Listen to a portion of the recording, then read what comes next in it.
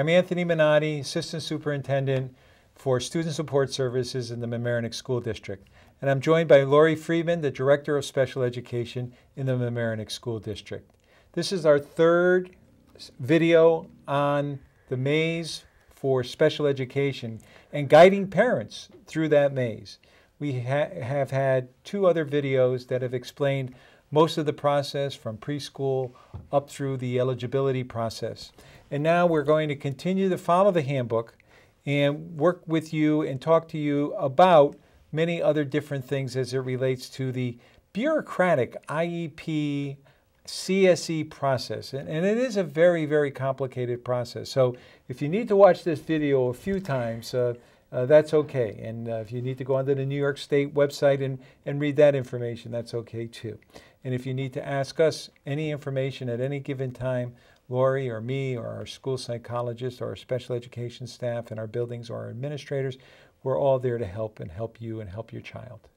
So we're going to continue and talk about what are the different disabilities. And I'd like Lori just to review the 13, I believe, disabilities. Autism being the most recent in terms, I think, of the reauthorization. Exactly. In the 90s. Yes, and interesting, it used to be that Asperger's syndrome was separate, and now it's under autism. Deafness, there's also deaf blindness, emotional disturbance, hearing impairment, learning disability, intellectual disability, which used to be known as mental retardation, for those who might not understand what that means. Multiple disabilities, if a student has more than one, and that seems appropriate. Orthopedic impairment, other health impairment, which covers like students who might have attention deficit hyperactive disorder. It's a wider category. Sometimes it's not quite an emotional. If it's a social emotional issue, we might use other health impairment as at this point before we would consider that emotional disturbance. Speech or language impairment, traumatic brain injury, and visual impairment. And how is it determined what specific disability the child might be identified with? Well, in our other last video, we talked about those evaluations. We determine the classification based on the evaluations and what is the area that seems to be the most difficult for the student, and that's the area. And believe it or not, it's not that difficult often to pick the correct one, even though there are 13.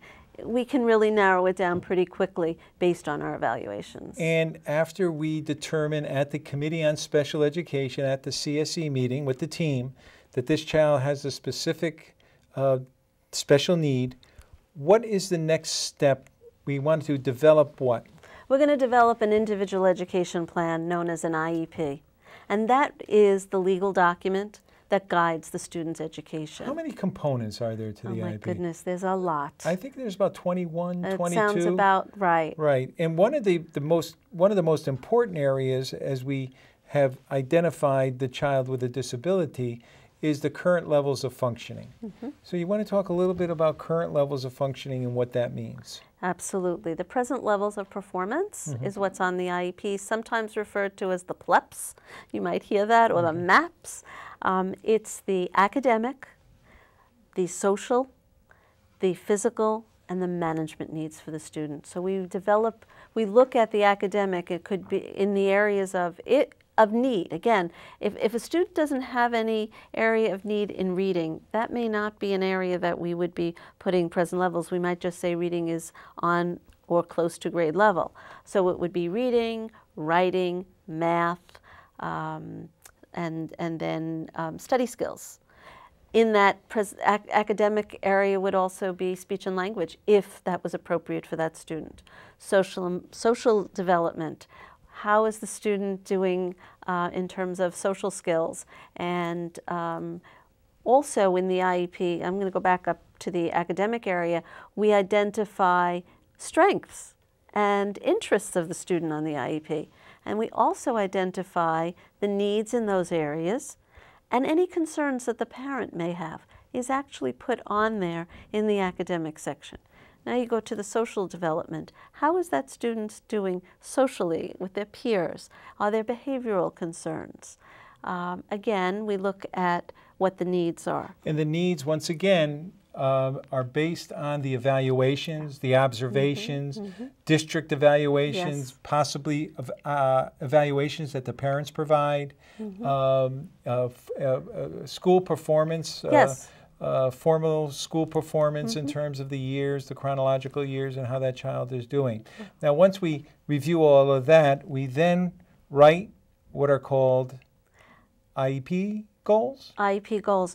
Before we do that, there's okay. a section on the newest IEP Yeah. which talks about special factors related to the student, and the areas of concern are behavior.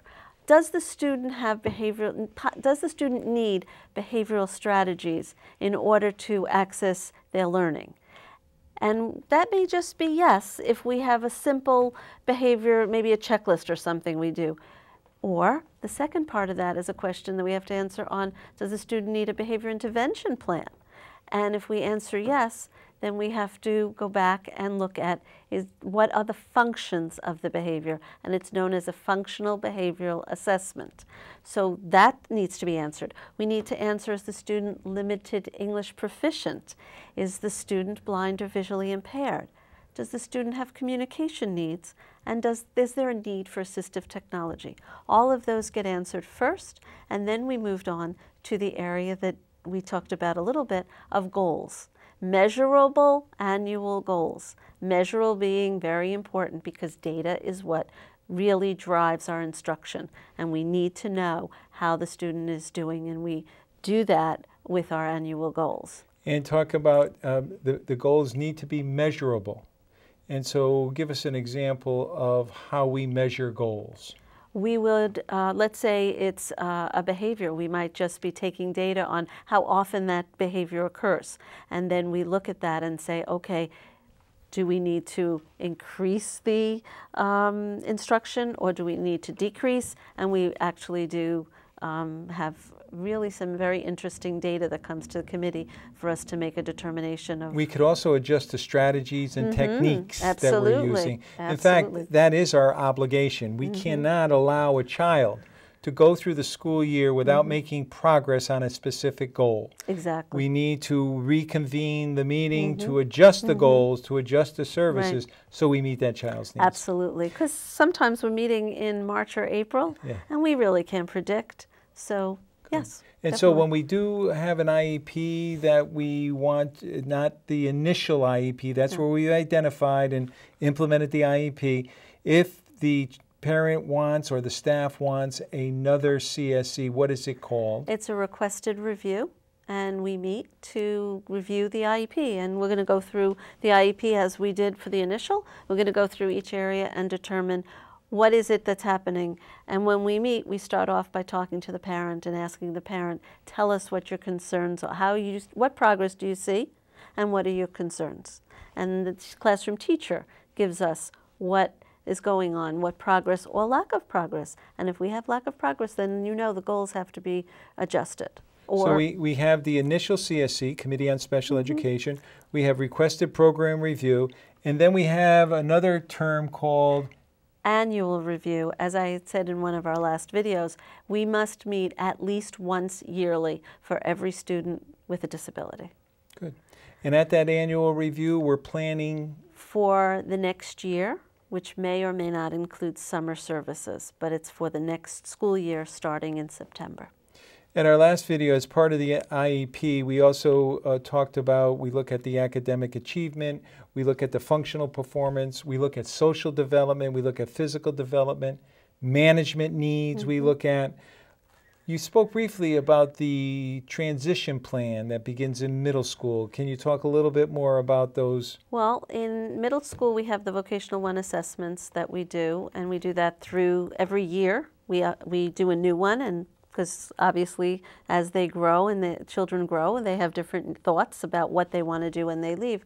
For students who are turning 15, we have measurable post-secondary goals and transition needs, and that's really gearing them towards where will they be when they leave Mamaroneck High School, and that's an important part of the IEP for those students, what courses they may be taking, what other activities they're doing, and so it's a plan.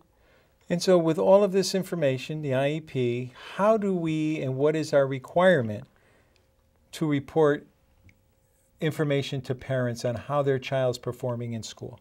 Okay, so on the elementary level, we report it 2 times a year, and on the middle school and high school, we report every quarter. When the report cards are given, there's a progress report sent out for each of our students. And if the CSE believes that there needs to be a more extensive type of parent communication where there's some seamless instruction going on between school and home, can the CSE recommend that? Absolutely, absolutely. And we actually are sometimes set up an e-chalk communication, which has been very effective. E-chalk is the it's on the district website, and parents can access it. They have a parent portal, and the staff have a portal, and they can communicate that way, or just email.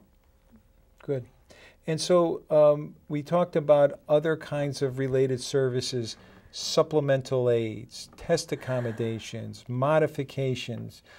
These are part of requirements of the IEP, the Individualized Education Plan. Correct. Can you talk a little bit about those terms? So once we identify the needs of the student, there are goals to address those needs. But sometimes we need to do something while the student is learning. So we have program modifications, and they could be that the student needs refocusing and redirection. It could be that the student needs a visual chart. That all gets identified, and the service delivery recommendation of how is that going to happen. It's all on the IEP. The more we are very specific and clear, the better that IEP is going to be handled by the people who are reading the IEP. And so on the IEP, what does it mean by a curriculum modification?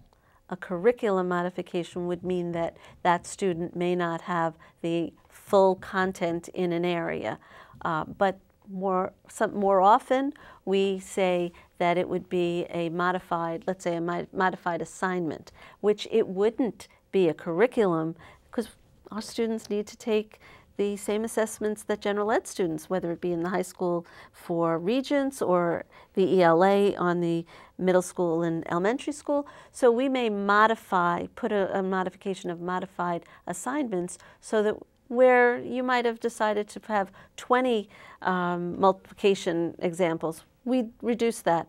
We just want to know that the child can do it. Maybe there would only be 10. So we try to do that rather than modify content. And what about this state assessments and region assessments, et cetera, et cetera? Are there test accommodations that could be part of the child's individualized education plan? Yes, and there is a guidance from New York State on what those test accommodations can be, and general ones are extended time, maybe 1.5 times. Sometimes there's a separate location for a student who might need a quieter setting. But they're all by what New York State allows us. Sometimes it's read the test to the student. If it's a student who has a reading area of reading is a disability. However, for the 3 to 8 tests, we can't read the ELA, that's state regulations. All other tests could be. And then in high school also, they can be read too. We have some children that have real significant special needs. Are they required to take the state assessments, or are there other alternative assessments? It's called the New York State Alternative Assessment, NYSA, and it's very specific. It is based on Common Core, so it was revised last year. And yes, those students, their teachers are trained. They go to a training every year, and it is a portfolio is developed for those students. And you mentioned back on the IEP process about assistive technology. Right. Can you explain a little bit more about assistive technology and how it can be embedded into a child's IEP? Okay. Assistive technology could be as simple as a pencil grip, that's something that's needed, and that gets communicated from one teacher to the next on the IEP. Or it could be that the student needs access to a word processor or an iPad for certain things. It's very varied. We are very lucky. Dr. Hess will go in and evaluate. Often I'll ask at CSE for a one-time consult for a half hour or an hour to go in and see a student, particularly students who are transitioning from 5th grade to 6th grade or 8th grade to 9th grade, where things start to change in the different levels. And he'll go in and do an evaluation and tell us what is needed. It doesn't have to be on the IEP, because we do have some students who don't have IEPs who have that as well.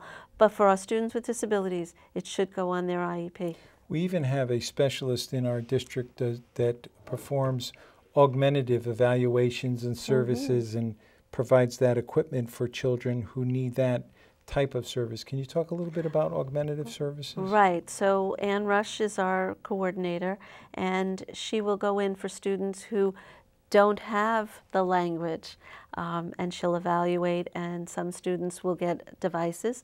Often an iPad could be used, and that's how we've been able to accommodate students who are nonverbal and have them be able to communicate, and it's fascinating to watch.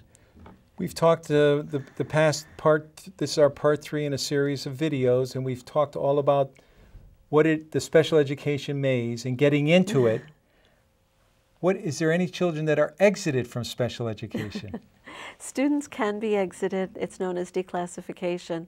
We must do testing in the area of need in order to declassify, and we're very excited when students have made the progress and can be declassified so that they can be in general ed and not receive services. And we talked, once again, we spoke about preschool. What is the regulations for graduation for children who have disabilities? For graduation. Graduation has changed a bit in New York State. There's the local diploma that students get for passing their regents. Then there are students who may get a CDOS, the credential that is based on career development and occupational studies. And along with those students will still continue to take regents, because we're always striving to get that local diploma. However, that career development, there's a path that we can do where it's a certain number of hours of maybe some kind of job coaching is needed, and the students would get that. And it's a plan that's going into place right now as we talk, because it really 2 years ago this wasn't the case.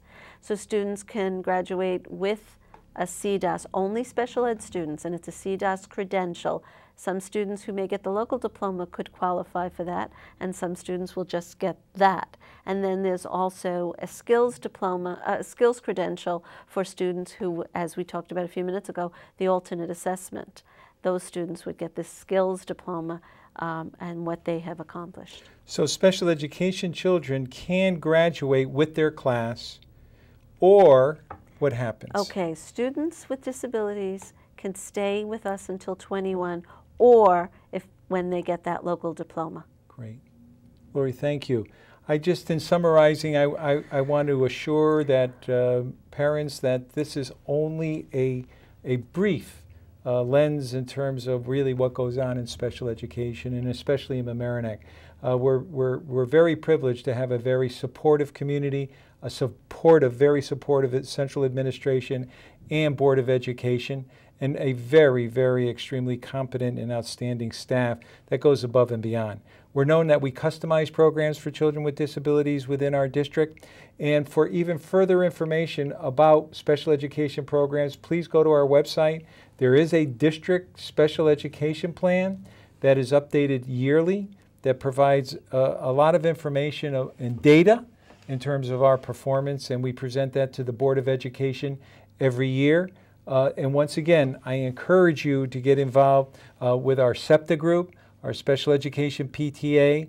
It's a very supportive group, and everything. All what they do also is they provide mini grants for our staff in district. So they're very, very supportive, and it's a great parent support network to be part of. I hope this series was helpful to you. And once again, if we can, the administration, the staff can be any further help to you, please call upon us. We're here to support and help you and help your child. Thank you for joining us.